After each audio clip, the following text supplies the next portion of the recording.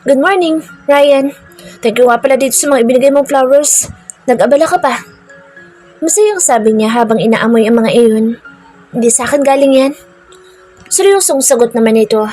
Nakaramdam ito ng inis nang makita kung gaano kasaya sa Angeline sa natanggap na bulaklak. Bakit ba hindi pumasok sa isip niya na padalhan din ito ng ganoon? Napaisip tuloy siya ng husto kung sino ang secret admirer nito. As in, seriously? Hindi sa'yo galing ito? Paninagurong tanong niya na sunod-sunod namang tinanguan ang kausap. If it's not you, then who gave this? Hindi makapaniwalang napaisip siya ng todo. Nagkibit balikat naman ang binata. Maybe there's a car there or something. Just check it yourself. I need to go to my office now. Walang ganang sabi nito at pagkatapos ay walang lingon-likod na lumakad palayo sa kanya.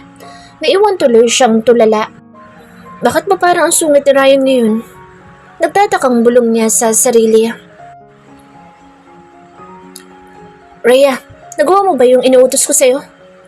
Tanong ni Blake sa kanyang secretary na makapasok sa loob ng kanyang opisina. Kadarating lang niya ngunit iyon agad ang inuna niyang itanong dito. Inilapag muna nito ang hawak ng mga folder sa ibabaw ng table niya bago sumagot. Yes sir. As you have told me, napadeliver ko na po. Nagsend na sila ng message. 5 minutes ago na na-receive na po ng recipient ang delivery. Maagap na sagot nito. Good. That's good to hear. Napangiti siya sa isiping marahil ngayon ay hawak na nito ang ipinadala niya. Gusto niya sanang makita kung ano magiging reaksyon nito pero marami pa namang pagkakataon. Sa ngayon ay may kailangan pa siyang asikasuhin na may kinalaman sa trabaho. Rhea, could you please tell me what's on my schedule for today? He's been busy for the past few days. Naaprubahan na ang Dreamland, ang kauna-unahang project niya kaya naman sobrang excited na siya para rito. Agad namang kinuha ng kanyang secretary ang kanyang planner. Binuklat iyon para hanapin ang line-up schedule ng kanyang boss sa buong maghapon. Sir, at 10:30 a.m. you will be attending a ribbon cutting in Ortigas for the grand opening of Tokyo's Pride.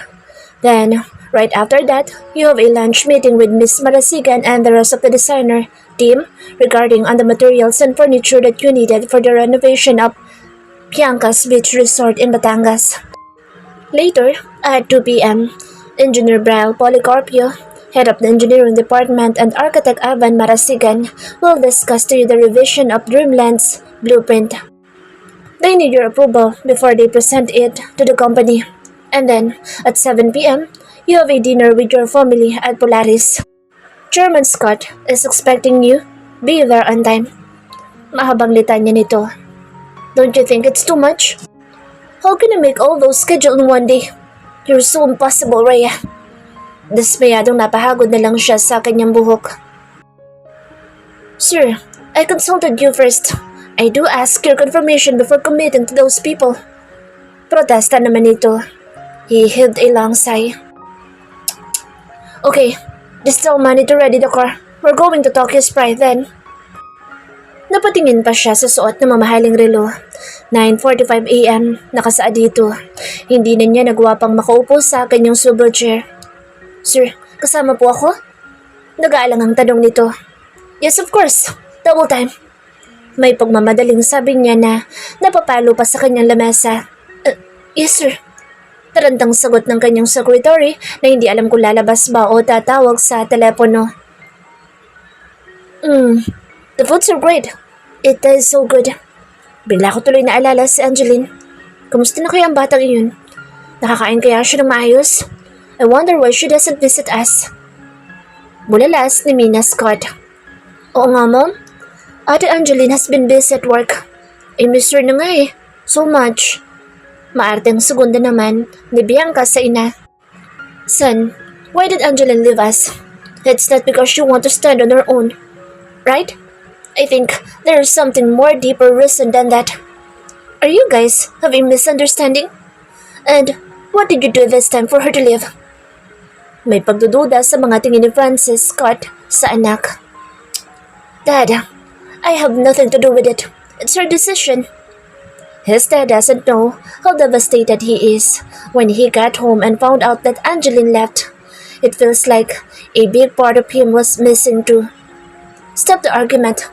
She's old enough to know what is better for her. Awat ni Mina sa kanyang mag-ama. Natatakot siyang mauwi na naman sa di maganda ang diskusyon ng mga ito. We'll buy cake for her later. If she can come with us, then we're the one who will go to her. Suggestion ito. Mom, it's too late. Ako nila magdadala sa kanya ng cake. To prove that we don't have any issues at all. And besides, I'm not coming with you guys. I'm not going home. I'll stay with my condo.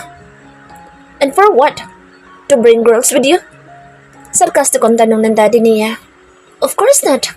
I have never bring anyone there. My place is sacred. Protesta niya. Once a playboy, always a playboy. Why don't you marry Angeline?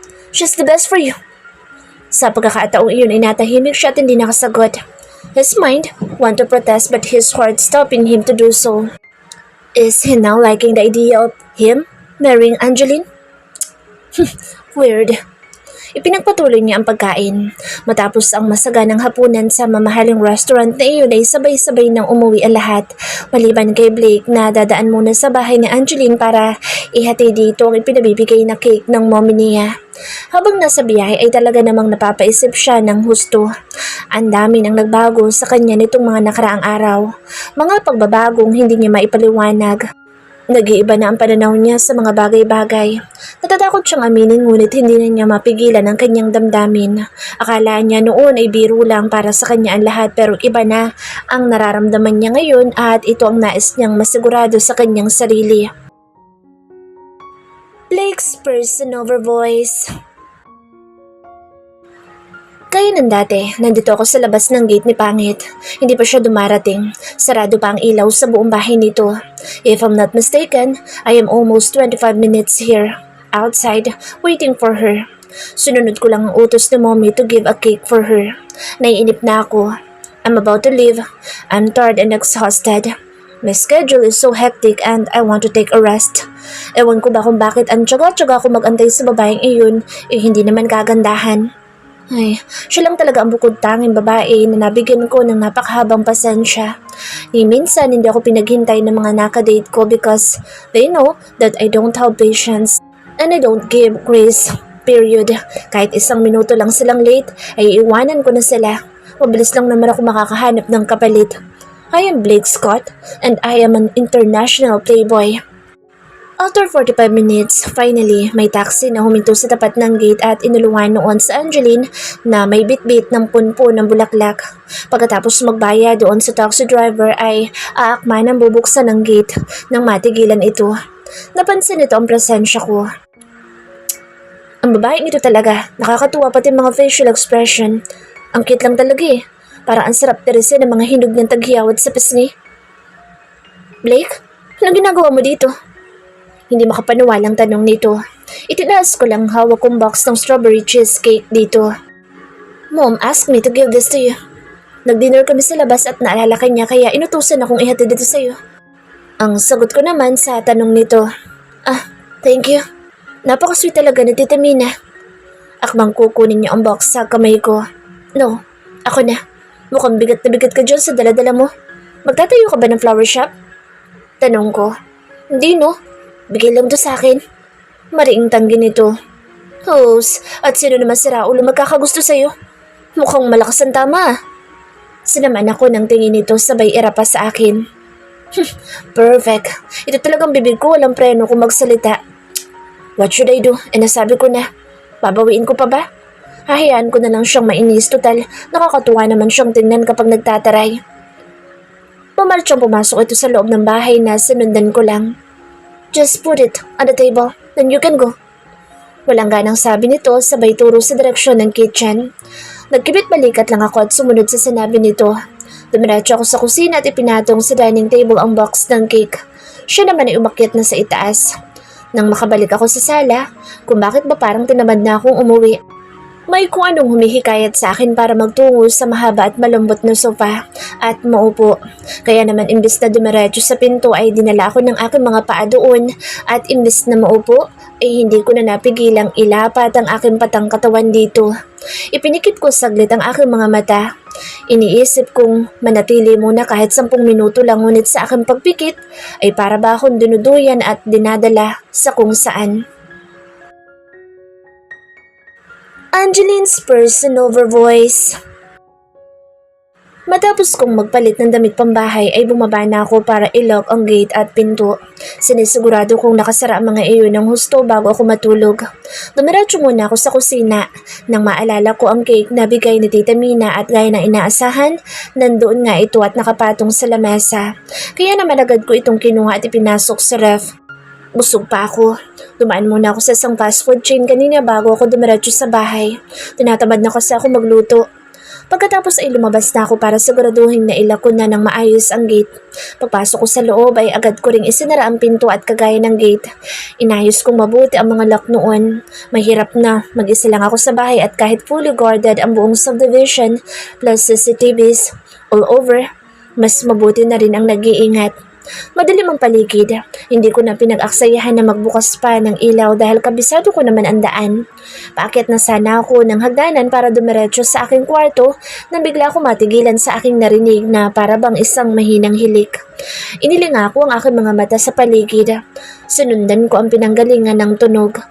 Nagmumula iyon sa sala kaya naman walang pagdadalawang isip na pumihit ako sa direksyong iyon.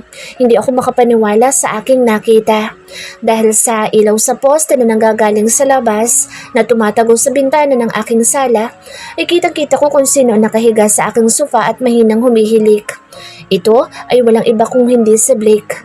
Nakapatong ang kanan nitong kamay sa kanyang noo. Ganoon pa man kahit kalahati lang ng mukha niyang nakalabas, nakikita ko naman ang pagod sa kanyang maamong mukha.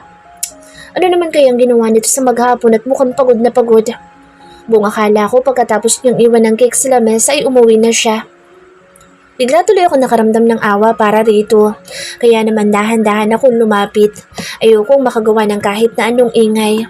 Gusto ko maging komportable ito sa pagtulog kaya naman maingat kong tinanggal ang suot nitong sapatos. Mukhang pagod na pagod talaga siya dahil hindi man lang niya naramdaman ang ginawa ko. Ngayon, meron na akong pagkakataon na matitigan siya ng malapitan kaya sasamantalahin ko na. Dahil pag hindi tulog ang lalaking ito ay nuknukan siya ng yabang. Nakikinikinit ako ng expression at sasabihin niya kapag nakita niya ako nakatitig sa kanya. Ay, yan na naman tayo eh. Ang hirap sa'yo. Gwapong-gwapo ka sa perfect kong mukha. Baka gusto mo mag-selfie sa akin at nahihiya ka lang magsabi. Don't be. Hand me your phone and I'll give you a perfect shot at my perfect face. I don't mind if pagpantasyahan mo ko. It's my advocacy anyway, to make all the women in the world happy. Pathetic. That's exactly what he says when he caught me staring at him nang nasa farm nila kami noon. I will never ever forget that. Ang sarap lang sungal-ngali ng maruming basahan ng bibig niya that time. I swear. Hindi ko naman sinasadyang mapatingin sa kanya. Nagkataon lang na nababother ako noon doon sa gumagapang na higad sa ulo niya. I don't know where did he got it. Pero dahil sa nainis ako ng bongga, imbis na sabihin ko may creepy creature sa hair niya, hinayaan ko na lang. Ang nangyari tuloy, namantala mukha niya dahil doon sa balahibo ng higat. Karma. Ba't ba kasang yabang niya? I must admit, exceptional talaga ang kagwapuhan ng lalaking ito but the nerve. Kailangan ba talagang ipagyabang pa ng sobra? Blake Scott, ang gwapo mo sana kaya lang ang... Hindi ko na naituloy ang sasabihin. Buhat sa pagkakayo ko ay iniangat ko ang aking ulo. Ngunit hindi pa nakakalayo ang mukha ko. Sa gulat ko ay biglang dumilat si Blake at gumalaw ang kamay nitong nakapatong sa kanyang noo. Pinigilan nito ang bato ko kaya naman napabalik ang mukha ko sa kaninang posisyon. Ngunit mas malapit na ngayon. 1 inch na lang ang pagitan ng mga mukha namin. Ang lakas ng tibok ng puso ko. Nanginginig ang mga tuhod ko. Naghalo-halong emosyon ang nararamdaman ko ngayon na hindi ko kayang ipaliwanag. Lalo akong natulala nang bigla niyang kabigi ng husto ang bato ko. Dahilan para maglapat ang aming mga labi. Ano ba ito nangyayari? Bahala na si Batman. Napapikit na lang ako para damhin ang masuyong halik nito. Banayad na halik na nagpagising sa lahat ng parte ng aking katawan. Ramdam ko ang lakas ng tibok ng puso ko na para bang tinatambol ngunit ganoon pa man, nawala ang takot, pag-aalala at nervyos dahil napalitan nito ng pakiramdam na para bang dinuduyan ako sa ulap. Hindi ko napigilang tugunin ang mga halik nito. Ang lambot ng labi nito na hindi nakakasawang halikan. Pakiramdam ko nga ay parang na-addict na ako sa mga halik nito. Hindi ko napigilan na magpakawala ng impit na ungol. Napakasarap at hindi ko maipaliwanag na init ang lumulukob sa buo kong pagkatao. Bagay na kailangan ko ng pigilan dahil kung magtatagal pa, hindi ko na alam kung saan kami makakarating. Parang napapasong bimitaw ako dito. Tumayo ako at yuko ulong humarap dito. Ayokong makita ang mukha niya at ayokong mabasa magiging reaksyon niya. Nahihiya ako sa aking ginawa. Nagpadala ako sa bugso ng aking damdamin. Natatakot akong baka bigla na lang itong tumawa at sabihin, "Sinusubukan lang kita, bumigay ka naman." It's late. It's late at night. Dito ka na matulog. Bukas ka na lang na umaga umuwi. Nagkanda utal-utal na sabi ko. Wala akong narinig na sagot buhat dito. Ayoko naman tingnan siya kaya ibinaling ko sa bintana ang aking mga mata. Nagulat na lang ako nang abutin nito ang kamay ko at atakin. Kinabig ako nito dahilan para ma-out of balance ako at masubsob sa kanyang matitipunong dibdib. Kinulong ako nito sa kanyang mga bisig at hindi nakaligtas sa aking pandinig ang mabilis na pagtibok ng puso nito. Kahit na napaka-awkward ng aming posisyon na halos nakapatong na ako sa kanya, ay kung bakit ba hindi ko magawa magprotesta. Gusto ko ang pakiramdam na nagdidikit ang mga balat namin. Parang isang eksena sa pelikula ang nangyayari sa amin ngayon at kung isa lang itong panaginip, ayoko nang magising. Gusto ko namnamin ang napaka-espesyal na sandaling ito dahil alam kong malayo nang maulit pa itong muli. Natigil ako sa pagbaba ng hagdan. Hindi ko inaasahan na makikita si Blake sa ganitong sitwasyon. Abala siya sa paglilinis. Kasalukuyang nasa sala at nagba-vacuum ng carpet. Kinusot-kusot ko ang aking mga mata. Baka isa na naman itong panaginip. Ang prinsipe ng mga Scott? Sobrang imposible. Oh, gising ka na pala. Bati niya sa akin nang maramdaman ang presensya ko. Napansin ko nakasuot ito ng moose green na sando at walking short na itim. At saan naman kaya siya nakakuha ng pamalit na damit? The last time I check ay nakasuot siya ng long sleeve and tie. Akala ko pagkagising ay diretso uwi na siya sa kanilang bahay. Ano naman kayang nakain na lalaking ito at nagawa pa maglinis? Kagabi ko pa iniisip kung totoo nga bang nag-kiss kami. Para kasing nililinlang lang ako ng aking imahinasyon. Ano nakain mo at naglilinis ka dyan? Pinilit ko maging kaswal pero sa totoo lang, grabe ang tensyon na nararamdaman ko. Na hindi ako makatingin ng diretso sa mga mata niya na para bang may ginawa ako masama na kung tutuusin ay pareho naman naming ginawa. Ngumiti muna ito sa akin na nakapagpakislot ng gusto sa puso ko. Wala pa nga akong kinakain eh. The truth is, I'm waiting for you to wake up. Ang tagal mong gumising. Nainip na ako kaya kung ano-ano na lang ginawa ko. Nakapagdilig na nga ako ng halaman sa labas kaya dapat ipagluto mo ako ng almusal. Nagugutom na ako. Ayun na. Mandun ito sa akin. Kung makapagsalita ang lalaking ito, para bang walang nangyaring kakaiba sa amin kagabi. Sa bagay, ano pa nga bang aasahan ko sa isang playboy? Sa dami ng babaeng nakahalikan niya ay talaga namang baliwala lang iyong ginawa niya sa akin. Sino ba naman ako para pag-ukulan niya ng atensyon? Na-curious lang siguro kung paanong humalik ang pangit. Sa mga ikinikilos niyo ngayon, na-realize ko na wala naman pala akong dapat na ikabahala. At ang nangyari sa amin kagabi ay isa lang kapritsyo ng lalaking ito. Palalagpasin ko iyon pero sa susunod na ulitin niya pa ang ginawa niyang panghahalik sa akin na wala naman palang ibang kahulugan ay talaga namang hindi na ako papayag. Bakit ba kasi nagba-vacuum ka dyan? Dapat ikaw na lang nagluto ng pagkain mo dun sa kusina. I don't know how to cook. Alam mo naman yan, di ba? Isa pa? Ang alikabok na ng carpet mo. Nasisingot ko yung dumi habang natutulog ako sa sofa. When is the last time you clean your place? So messy. Reklamo nito sa akin. Okay, masusunod po kamahalan. Magalang na sabi ko. Nagbaw pa muna ako dito bago nagmarcha papunta sa kusina. Ayoko muna makapagtalo sa kanya ngayon. Marami na akong iniisip at ayoko nang madagdagan pa ang isipin ko. Isa pa tama naman siya. Maalikabok na ang carpet. Ngayon lang kasi ako nagka-day off, kaya wala na akong time maglinis. Wala ka bang balak umuwi? Hindi ko maiwasang tanungin ito. 2:00 na ng hapon at hanggang ngayon ay nandito pa rin siya sa apartment ko na para bang dito talaga siya nakatira. At home ang loko. Bukas na, sabay na tayo pumasok. Ang sagot naman niya na hindi man lang ako tinapunan ng tingin. Abala siya sa panonood ng Netflix. Nakaligo na nga ito and take note, marami pala siyang dalang damit. Kinuha niya yung bag sa kotse niya kanina. Kahit 1 linggo ata siyang makitira sa akin ay hindi mauubusan ng maisusuot. Bakit kaya may dala itong mga damit? Hindi kaya pinalayas ito sa mansyon? Napaawang ang bibig ko sa sinabi niya. Sabay? Paano mangyayari yun eh? Hindi naman tayo magkasama sa trabaho. At ano na lang sasabihin ng mga kapitbahay ko sa akin? Na isa akong immoral? Nagpapatulog na lalaki sa bahay? Ang alam nilang lahat dito ay dalaga ko. Gusto ko na talaga magalit sa lalaking ito pero bakit ba hindi ko magawa? Bakit? Sanay naman tayong tumira na magkasama sa isang bahay ah. Dati yun. Isa pa, sa laki ng bahay niyo, halos kasinlakan na nga iyon ng buong subdivision na ito. Kaya okay lang kung gugustuhin kung hindi ka makita ng buong linggo doon. Pwede. Angeline. Tawag niya sa pangalan ko. Biglang naging seryoso mukha niya na ikinabahala ko. Isa pa, tinawag niya ako sa aking pangalan. Hindi pa ba sapat iyon para mabahala ko ng todo? Tanging nanula sa bibig ko. Umayos ako ng upo at naghintay sa sasabihin niya. Pwede bang tutuhanin na lang natin? Ang sabi nito natitig na titig sa akin. Ang alin? Hindi ko maintindihan ang sinasabi niya. O baka naiintindihan ko pero ayoko lang intindihin. Yung, alam mo na. Kakamot-kamot ulong sagot naman ito na bigla na lang iniiwas ang tingin sa akin. Ano nga? Hindi ko alam. Sabihin mo na kasi. Medyo inis na ako. May idea ako sa gusto niyang sabihin sa akin. Ang kaso gusto ko lang makasiguro at marinig mismo sa bibig niya. Baka kasi assuming lang pala ako at hindi naman yung nasa isip ko ang gusto niyang sabihin. Nakakahiya naman kung ganoon. Bakit bang slow mo? Di ka na nga kaganda ng slow mo pa. Dismayadong sabi nito. Pinalakihan ko ito ng mga mata. Kahit kailan talaga napaka-insensitive na lalaking ito. Ngumiti naman siya sa akin sabay peace sign.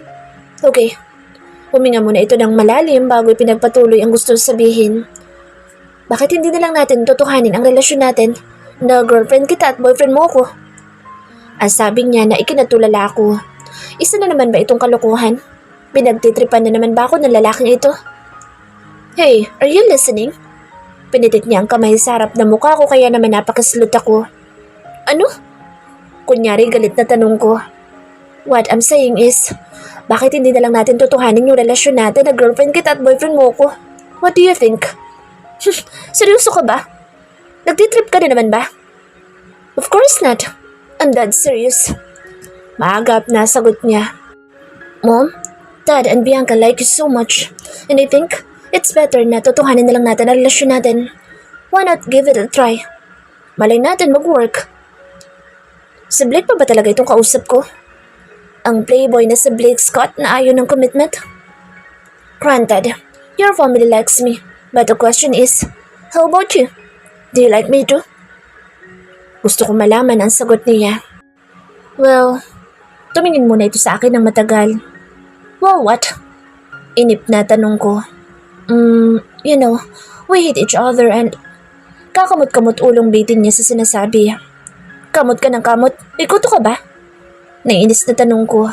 Nakakabwisit kasi, lagi nang bibitin. You know we hate each other ka dyan. Ikaw lang naman ang may hate sa akin eh. Gustong gusto kaya kitang bwisit ka. Asar? Kung pwede lang talagang sabihin ko sa kanya iyon kaya lang hindi eh. Kaya sinarili ko na lang. Given that you're not my type of girl. Pero pwede ko naman baguhin ang taste ko. Sabi nito, hindi ko alam kung matutuwa ba ako o hindi. Ouch, masakit na ha. Bigwasan ko kaya ito. Isang beses lang para maramdaman niya din ang sakit na nararamdaman ko ngayon. Let me guess, you're doing this because your parents asking you to do so at napipilitan ka lang. Am I right? No. Sunod-sunod ang iling niya. Then what?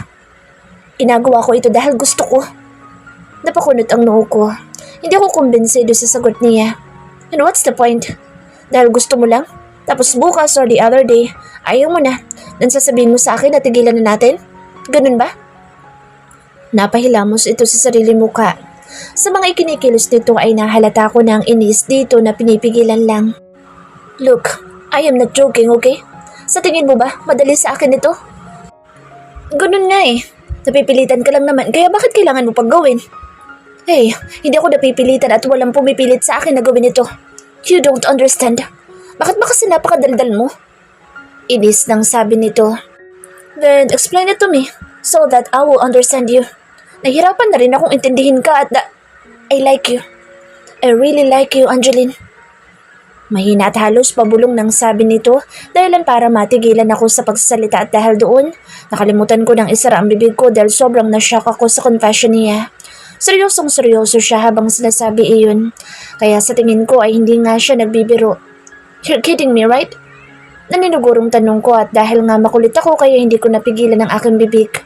Ano naman kung mainis siya sa akin? I am damn serious for Pete's sake, Angeline. Do I look like I'm joking to you? Kahit kailan sa buhay ko, hindi ko ginawa ang bagay na ito sa isang babae. Bukod tanging ikaw lang. And you know how it affects my pride. But I can't help it. Nagustuhan na kita. You know I hate you. I hate everything about you before pero ito yata ang karma ko. At naniniwala na yata ako sa kasabihang the more you hate, the more you love. I hate commitments. But for you, I will break my rules. For you, I am willing to gamble. Now tell me, Angeline, do you like me too?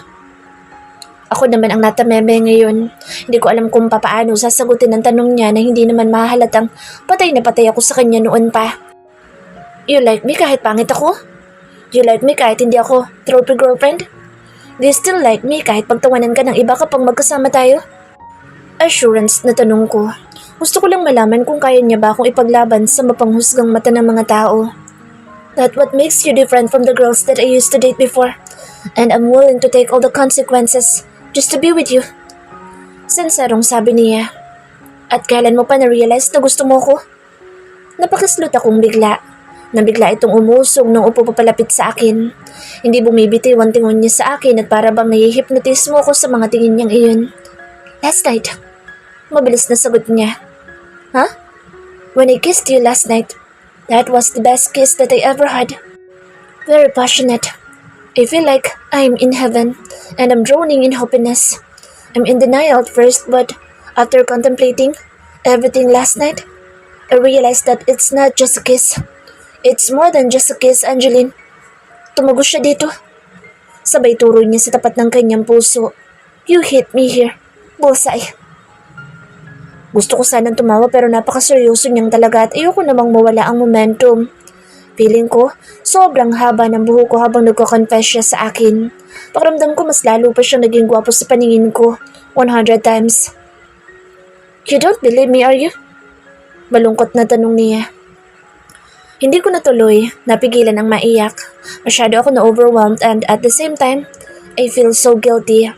Ayoko nang magsinungaling sa nararamdaman ko kaya naman, imbes na sumagot ay mahigpit ko itong niyakap. Hindi ko alam kung hanggang saan kami aabot kung susubukan namin pumasok sa isang relasyon pero kagaya ni Blake, gusto ko ding sumugal. Gumanti ito ng yakap sa akin. Walang gustong magsalita. Ang gusto lang namin ay damhin ang tibok ng puso ng bawat isa. Sino ba nagsasabi na ang gwapong playboy na ito ay magkakagusto sa pangit na kagaya ko? Halo-halong emosyon ang nararamdaman ko ngayon. I'm happy but at the same time scared dahil ang lahat sa akin ay isang malaking kasinungalingan. Bukod sa damdamin ko para sa kanya, ang itsura ko ay isang malaking kasinungalingan. Pinaniwala ko siya sa kasinungalingan. This is such an overwhelming feeling. Pabulong na sabi niya. Bahagya pa ako napakislot dahil sa banayad at mainit itong hininga na dumampi sa akin tenga. Mahal na kita, Angeline. I don't know how to control my feelings towards you anymore.